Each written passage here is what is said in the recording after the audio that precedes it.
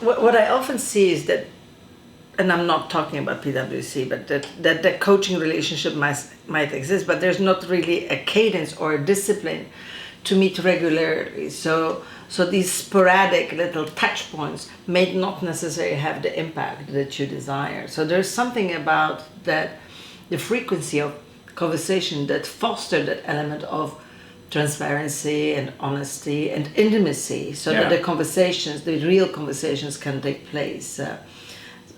What is your cadence? What's your practice to make it work and have the impact that you are known to have? Yeah, I think. I mean, so maybe before I go to cadence, there's an additional level of kind of prioritization or segmentation, if you like, that I do bring to kind of coaching, and that this might sound mercenary or kind of selective or whatever, but there's a concept that I learned a long time ago, 20 plus years ago in industry, called the rule of 16, which is a concept of how to think about the teams that you spend time with and how you prioritize your coaching effort. And so, my principle around coaching and the application of the rule of 16 is that if you have 100 people in a team and 100 results, typically 20 of those people are generating 80 of those results. So they're generating 4 results per person, which means everyone else, the remaining 80 people, are only generating a quarter per person. And so there's a 16 times multiple between your top 20% performers and everyone else. And we know that from what Jack Welch said and all these other observations over the years. But what's the so what as a coach? So I focus on 3 and 3.5 things, I think, in terms of kind of where I focus my time. So my first role in any environment is to figure out who are the people that can be my successor as soon as possible, maybe in the next 2 to 3 year periods. And that's who will get my focus coaching. And I'll probably coach them, it might be weekly, if not. And then typically I'm working with them in other interactions as much as possible. And I'm trying to get them as much visibility and awareness of the sort of things and decisions and activities that I'm having to do, and have them shadow and work with me and understand that process so they can improve it, hopefully kind of when they're ready to do so. Number 2 is like who are the top 20% who are already delivering a 16 times return, and you set them up either with you or with someone else. And again, typically it's probably a monthly coaching conversation with those people. Ironically, those are often the people that need the least coaching of that group, because they're self-motivated, they're driven, they need encouragement and maybe to go further, and occasionally guardrails just to protect them from a kind of health and a risk standpoint. I then focus most of my effort on those people that are the 21st, 22nd and 23rd in the 100 people in the team, because if we can coach them to be the top 20 performers, we get a 16 times return on the investment. And that's really where, and those people do need more support, potentially than the top 20%.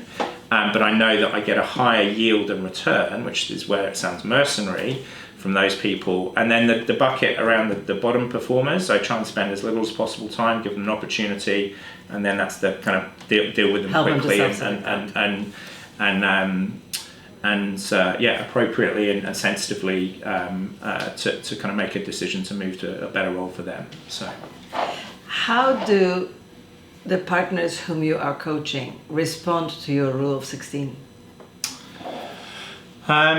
So that's a good question. I mean, some of my coachees, we're aligned with some of our coaches. So particularly at the partner level at the moment, I'm probably coaching a number of people that were absolutely, I would have been coaching anyway in that group. There's some others that actually I've had to build that kind of relationship, and I'm kind of helping them be their own, apply their own rule 16 within their own teams. Really the people that, it's the other people that I'm spending time with outside of my formal coachees that I'm dedicating that time to. And to your original question, so probably as a minimum, I'd coach someone either in or outside of the PwC environment on a kind of quarterly basis, minimum. But it's typically a monthly conversation unless there's more immediate support that's needed.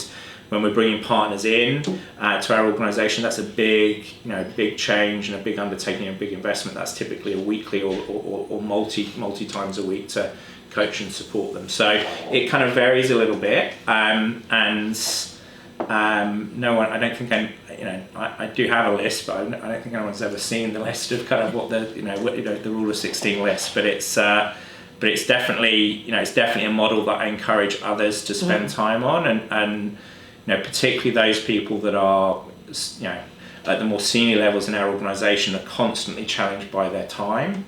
And to me, coaching is the number one route for you to free up your time and be able to do more. Because unless you've got great people working around you and that you're investing in their success and development, there ain't no way that you're ever going to be freed up. No calendar prioritization effort can do that. And with not only you looking at your own successors, but having this cadence and having real thought as to whom and how you spend the time with them, and if you impart to them your rule of 16, you are helping them. You're helping the coaching to become part of the organizational DNA, right? Part of the culture. I think so.